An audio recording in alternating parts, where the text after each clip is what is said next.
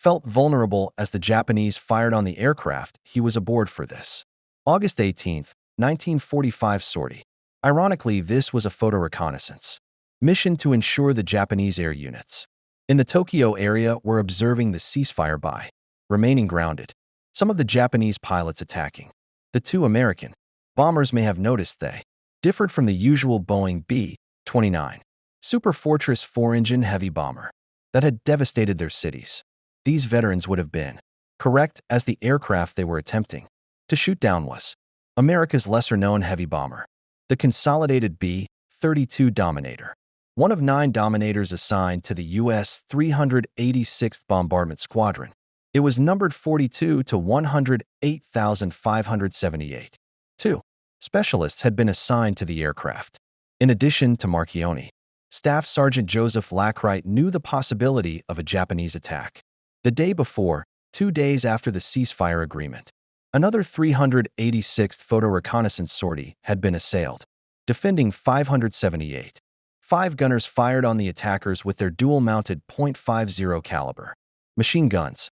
Their aircraft was singled out as a frozen camera forced it to fly lower. The accompanying B-32, which had been flying 10,000 to 12,000 feet higher, dove to assist.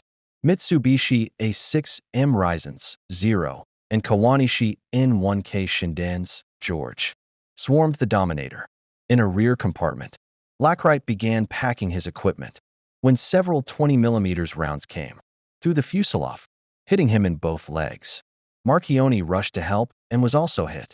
The 2 men were moved to another compartment for first aid treatment, and Marchioni was hit again. Despite attempts to save him, he died 30 minutes later, the last member of the Army Air Forces killed in aerial combat during World War II. The Consolidated B-32 Dominator was developed as an alternative to the Boeing XB-29 in case that program did not work. It was common policy for the United States Army Air Forces, USAAF, to run parallel aircraft development programs as seen with the VOD-F-4U Corsair and the Grumman F-6F Hellcat fighters. Plagued by issues throughout its development and testing, the B-32 only arrived in the Pacific theater in May 1945. After some combat test missions, it performed the photo reconnaissance sorties. Only 118 aircraft were completed, including 3 prototype models.